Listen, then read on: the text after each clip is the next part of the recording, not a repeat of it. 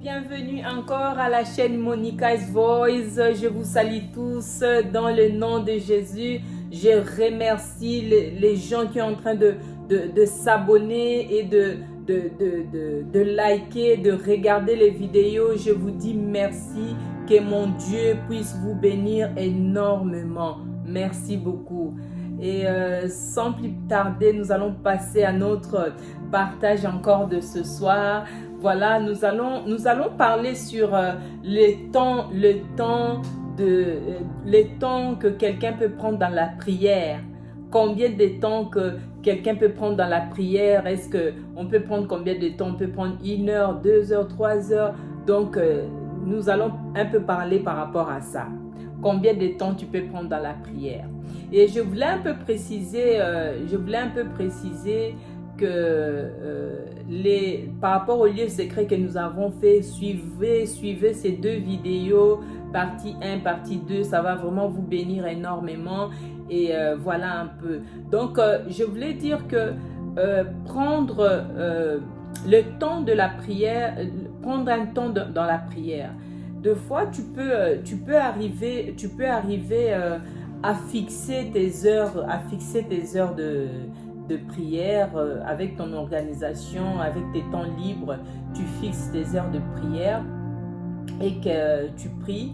Mais ce que je voulais un peu préciser par rapport à ces temps, malgré que tu fixes déjà tes heures de prière, c'est très bien avoir un temps de la prière que tu as déjà fixé pour toi. Ça, c'est super, ça, c'est très bien.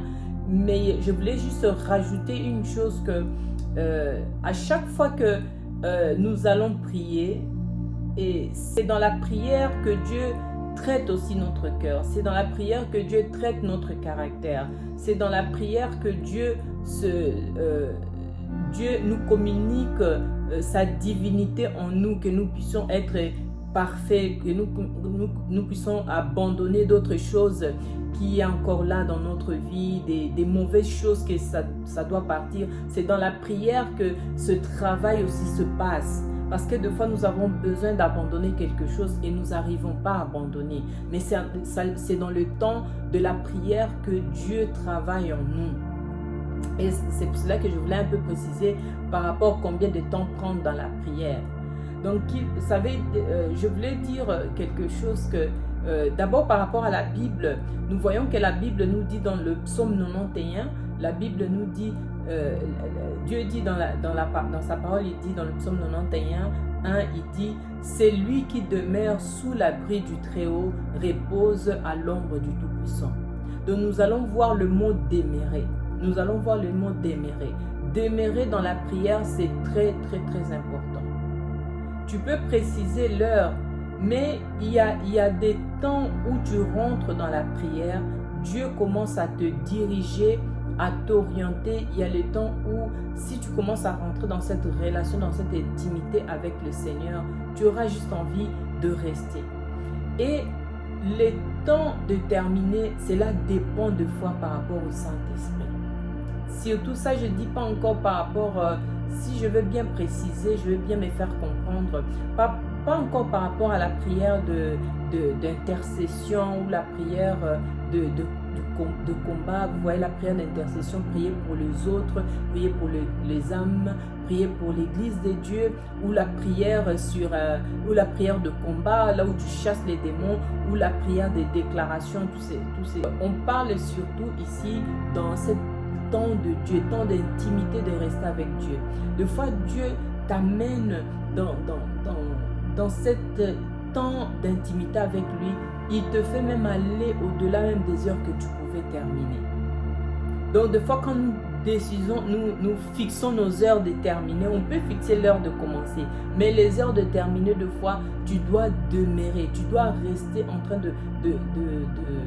de prier jusqu'à ce que toi-même, ton esprit va te convaincre. L'Esprit de Dieu va convaincre ton esprit que oui, Dieu est là, la présence de Dieu est là et tu vas juste sentir la paix.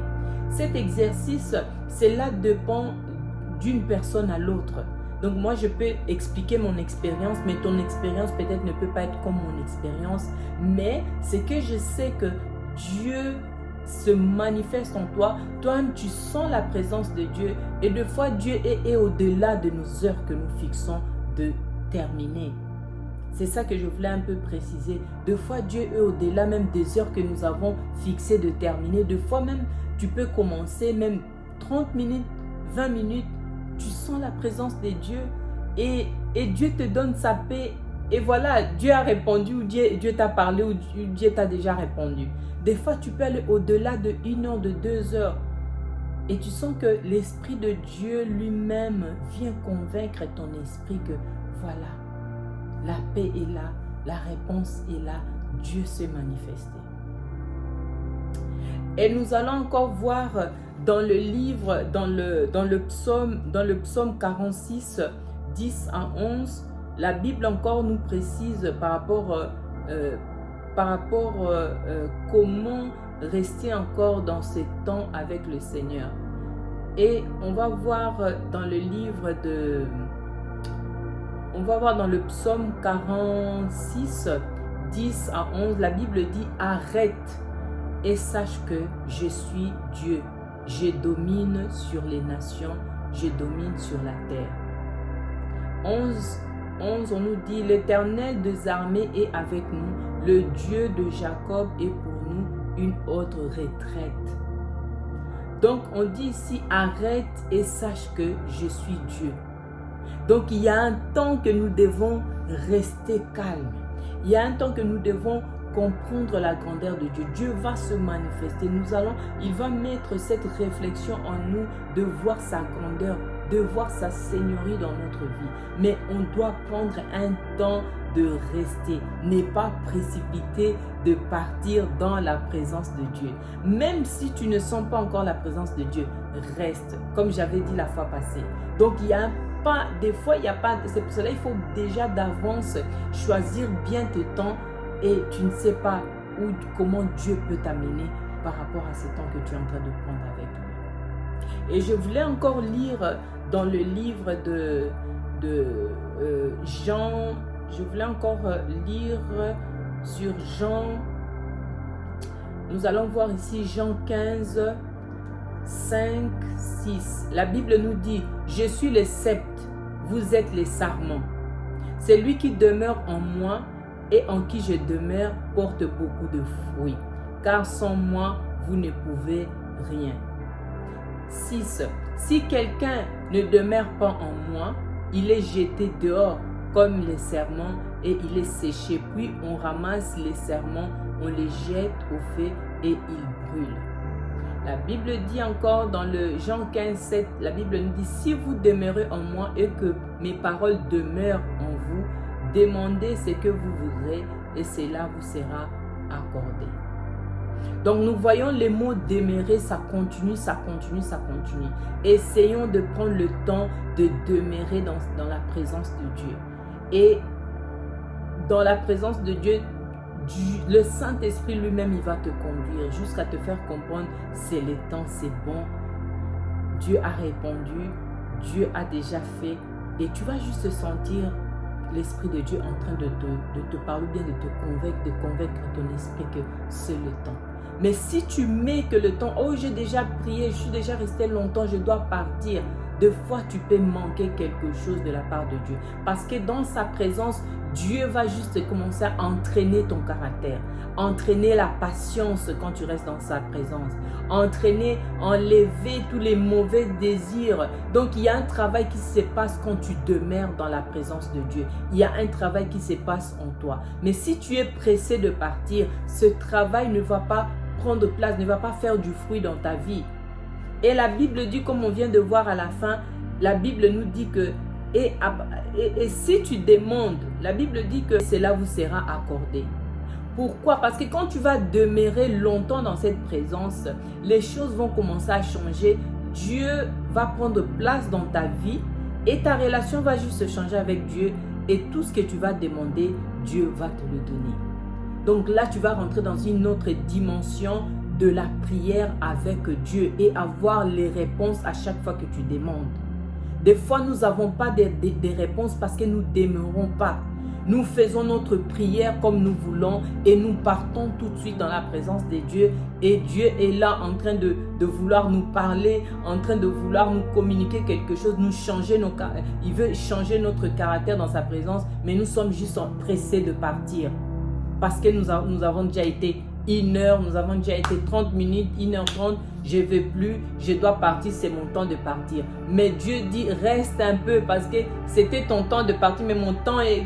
Donc, c'est comme si nous commandons Dieu dans sa présence. Or que c'est Dieu qui doit nous diriger dans sa présence. Ce n'est pas nous qui devons diriger Dieu dans sa présence, mais c'est Dieu qui doit nous diriger. Des fois, quand nous précipitons à quitter vite dans la présence de Dieu, qu'est-ce qui se passe? Dieu, des fois, dit, oh, mais j'ai encore rien dit. Tu pars vite. Tu pries, tu pries, tu pries, tu pries, tu pries. Et à la fin, tu dis, merci Seigneur. Merci, tu as exaucé ma prière et tu sors. Tu n'as rien entendu. Le Saint-Esprit ne t'a pas convaincu quelque chose. Il n'y a rien qui s'est passé. Et tu demeures comme ça des années et des années à prier à chaque fois de prier. Et il n'y a pas de réponse, il n'y a pas de changement dans la vie. Et c'est ça qui empêche que les changements puissent se manifester. Changeons notre façon de prier. Restons dans la présence de Dieu. Ne calculons pas, ne calculons pas. Tu peux calculer les heures de rentrée, mais les heures que tu vas terminer, laisse cela que Dieu puisse te convaincre quand tu dois quitter dans sa présence. Et je précise bien, ça c'est les prières d'une relation avec le Seigneur. Ça c'est pas les prières d'intercession, ça c'est pas les prières de chasser les démons. Ça c'est une relation avec le Seigneur. C'est les temps où tu dois rester calme avec lui. Je ne sais pas si je me fais comprendre. Il y a des sortes et des sortes de prières. Voilà un peu. Je remercie le Seigneur pour la vie de chaque personne qui me regarde à chaque fois. Que Dieu puisse vous bénir et que Dieu puisse changer sa manière de fonctionner avec vous. Cela ne dépend pas de Dieu, mais cela dépend de toi qui me regarde. Si tu te dis que je vais changer ma manière d'avoir une relation avec le Seigneur va juste se manifester et te bénir avant la fin de cette année. Commence à décider pour ta vie. Commence à changer ta manière d'avoir une relation avec le Seigneur pour ta vie. Je remercie le Seigneur et je bénis chacun de vous. Que Dieu puisse vous bénir énormément. Que Dieu se manifeste dans vos maisons là où vous êtes. Père, je te prie encore, Papa. Manifeste-toi dans la vie de chaque personne qui me regarde, qui va regarder ce vidéo. Père, que ta main commence à agir. Que ta main commence à agir, Seigneur, dans la vie de chacun. Père, je te présente les malades à ce moment. Que les malades puissent être guéris. Que les malades soient guéris au nom de Jésus. Dans les hôpitaux, partout ils peuvent se retrouver, Seigneur. La Bible dit que ta main n'est pas courte pour agir. Seigneur, commence à te manifester, à toucher les malades là où ils sont, dans le nom puissant de Jésus-Christ. Père, je te prie pour les gens qui sont en difficulté financièrement, qui n'ont pas de travail. Seigneur, manifeste-toi. Seigneur, manifeste-toi. La Bible dit que c'est la bénédiction de l'Éternel qui nous bénit. Seigneur, il suit dans aucun chagrin. Seigneur, que ta bénédiction, Seigneur, commence à se manifester dans la vie de tous ceux qui ont des problèmes, des difficultés, dans le nom puissant de Jésus-Christ. Laisse que ta présence accompagne chaque personne avant la fin de cette année. Que la bénédiction de l'Éternel puisse se manifester dans vos maisons, dans le nom puissant de Jésus-Christ. Père, je te bénis. Merci. Merci Seigneur. Je vous remercie. Merci encore pour ce moment. Merci de m'écouter. Et je dis à la prochaine vidéo.